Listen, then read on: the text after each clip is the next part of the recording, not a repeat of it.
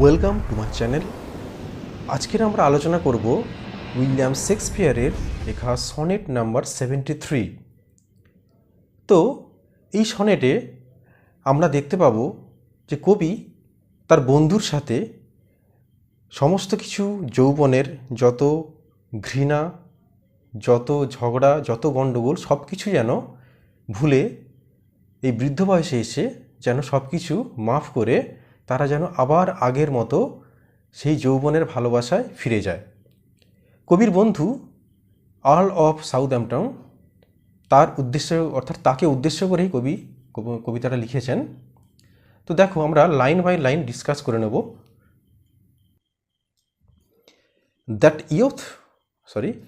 The time of ইয়ার দাউ messed in me behold. বছরের সেই সময়টা আমার মধ্যে দেখতে পাবে। হোয়েন ইয়েলো লিভস, যখন গাছের হলুদ পাতা, অর নান বা গাছের কোনো পাতাই থাকে না, অর ফিউ ডু হ্যাং বা গাছের কোনো কোনো পাতা বা কিছু পাতা ঝুলে থাকে, সেরকম অবস্থা আমার মধ্যে এখন দেখতে পাবে।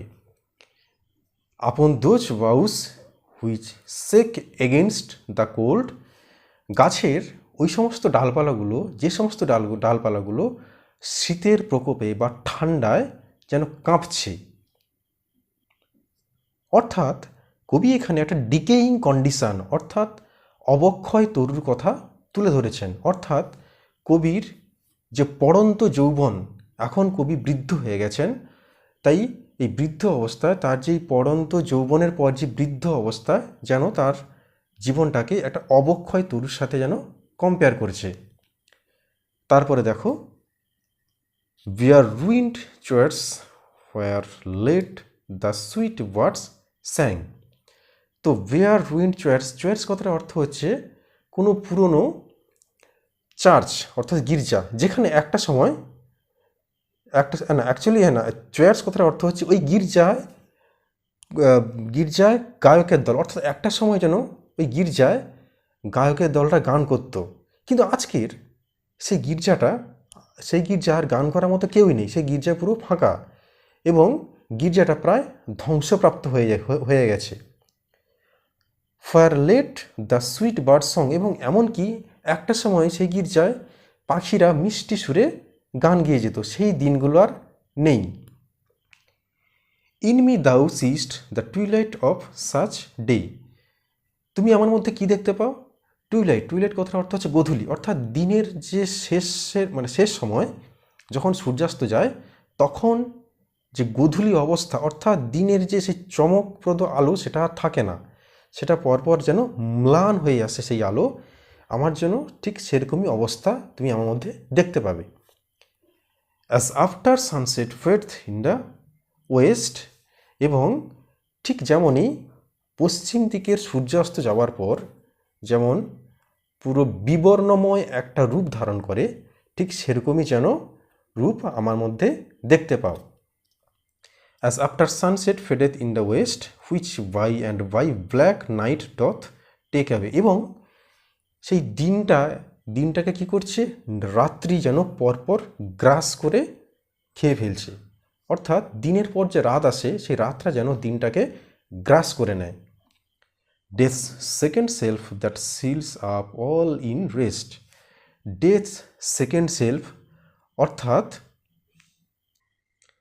রাত যেন মৃত্যুর আরেক ছায়া। তো death second self that seals up all in rest, অর্থাৎ মৃত্যুই যেন সব কিছুকে কেড়ে নেয় বা গ্রাস করে ফেলে। যখন কেউ ঘুমোয় তখন হচ্ছে তার শুধু ঘুমটাই আসে, কিন্তু তারপরে সে আবার জেগে ওঠে, কিন্তু মৃত্যু তাকে চিরনিদ্রায় ডুবিয়ে দেয়। In me thou seest the glowing of such fire, তুমি আমার মধ্যে সেই চমক আলো দেখতে পাও। That on the ashes of his youth doth lie, এবং সেই চমক আলো যেন বা আগুন যেন তার মৃত্যুর ছায়ের উপরে শুয়ে রয়েছে। As the death bed whereon it must expire, এবং মৃত্যু শয্যায় শুয়ে রয়েছে এবং মৃত্যু অবশ্যম্ভাবী। Consumed with that which it was nourished by, এবং যে যৌবনটা তাকে লালন পালন করে তুলেছিল সেই যৌবনটাকে যেন মৃত্যুর আগুন তাকে পুরো গ্রাস করে ফেলছে বা গিলে ফেলছে, এবং একটা সময় তার সেই যৌবন সেই আগুনের মধ্যেই সব কিছু শেষ করে দেবে। অর্থাৎ আগুনই তার যৌবনটাকে পুরো শেষ করে দেবে, অর্থাৎ ভ্যানিশ করে দেবে। তখন তার যৌবনের আর কোনো ভ্যালু বা কোনো মূল্যই থাকবে না। দিস দাউ পারসিভড হুইচ মেক্স দাই লাভ মোর স্ট্রং, এবং এই সব কিছু জানার পর তুমি আরও আমাকে বেশি করে ভালোবাসবে। To love that well which thou must leave ere long, তুমি আমাকে এই জন্য বেশি করে ভালোবাসবে কারণ তুমি জানো যে আমি মরে যাব বা মারা যাব, এবং তাই তুমি সমস্ত কিছু রাগ হিংসে ভুলে গিয়ে তুমি আমাকে আগের মতো করে আবার ভালোবাসবে। তো উইলিয়াম শেক্সপিয়ারের সনেট নাম্বার 73 এটাই ছিল তোমাদের একটা সামারি। তো এটাকে আরেকবার একটু বলে দিই।